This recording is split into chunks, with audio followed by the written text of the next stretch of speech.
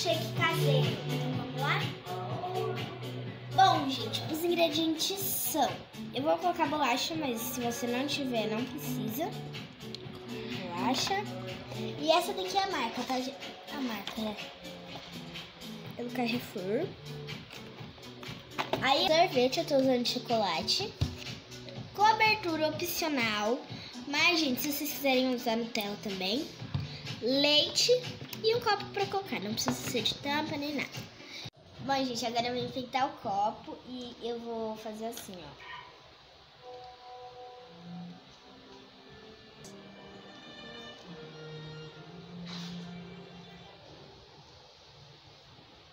Galera, agora eu vou colocar o leite. Antes eu já coloquei a bolacha aqui, mas é opcional. Agora eu vou colocar o leite.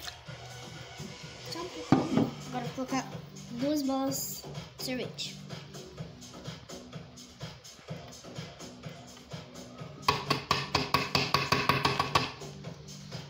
Mais 4 bolas.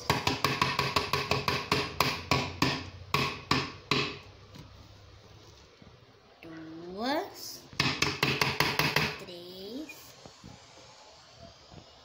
4.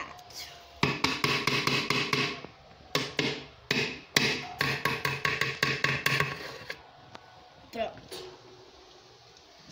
Agora eu vou bater.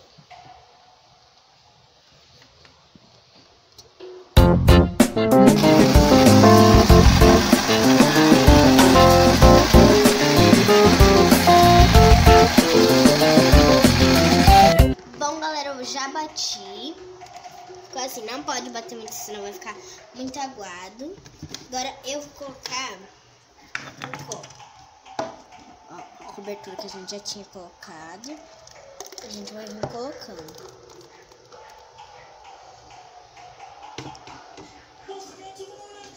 Aqui agora a gente vai colocar tampa.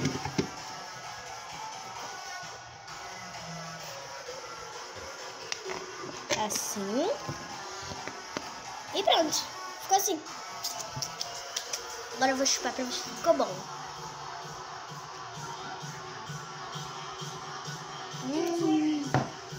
Nossa, gente, ficou muito bom. Então eu super recomendo você em casa fazer. E foi esse o vídeo. Espero que tenham gostado.